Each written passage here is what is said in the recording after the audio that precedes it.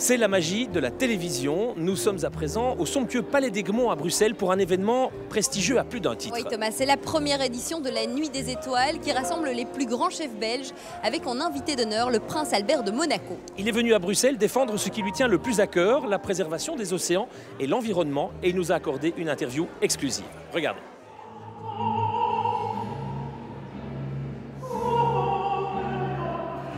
Ambiance Versailles dans l'escalier d'honneur du palais avec le contre-ténor Dominique Corbiot.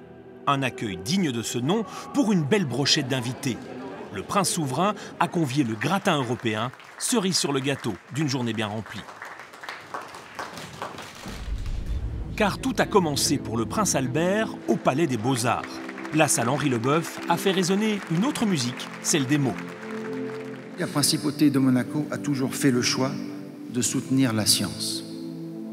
Elle l'a fait il y a 100 ans par la création de l'Institut océanographique, cher à mon trisaïeul, le prince Albert Ier. Fort d'une réelle appréciation que nos parents nous ont laissée, à mes sœurs et à moi, et que j'essaie aussi de transmettre à mes enfants, maintenant, petit à petit, ce regard qu'il faut avoir sur la nature.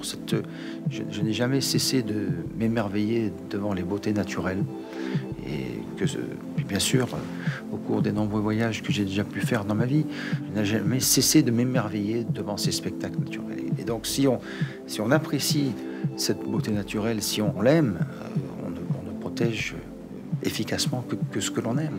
À la table d'honneur, des altesses venues de toute l'Europe comme Nicolas de Roumanie ou encore le prince héritier Léka d'Albanie à gauche de la princesse Léa. Ce premier gala de la Nuit des Étoiles est dédié à la fondation Albert II, gérée en partie par le neveu du prétendant orléaniste au trône de France. Notre planète mère se meurt.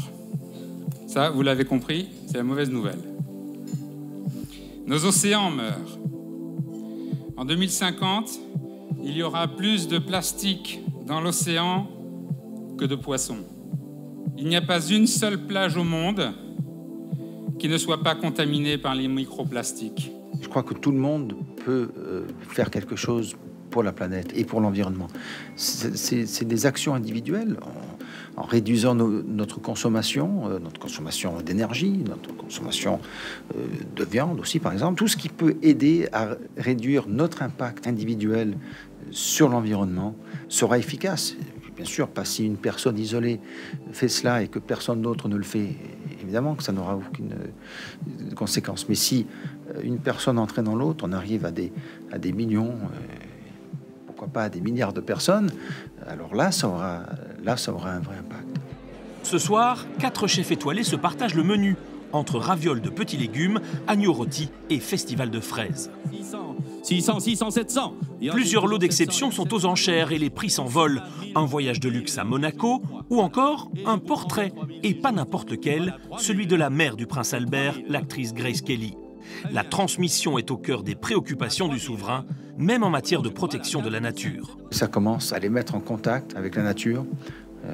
On a la chance d'avoir 2 propriétés à la campagne, bien sûr Rocagel au-dessus de Monaco et le domaine de marché dans l'Aisne, donc où ils se sont déjà rendus, et de les voir aussi interagir avec les animaux, bien sûr, à part des chiens et des chats, mais on a aussi des animaux de ferme. Donc leur mettre en contact avec le monde animal, avec un environnement naturel, dès un jeune âge, je pense que ça aura un impact positif sur eux.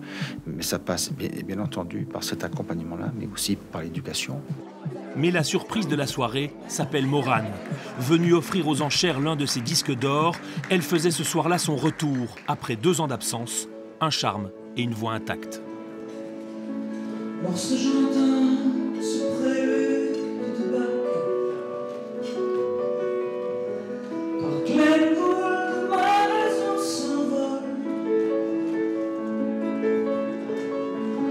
vers le port du Havre. Via ses réseaux sociaux, Morane nous avait confié à Émilie et moi l'angoisse qu'il a nouée avant de monter sur cette scène. Ce soir-là, personne ne pouvait imaginer que 24 heures plus tard, l'artiste ne serait plus là.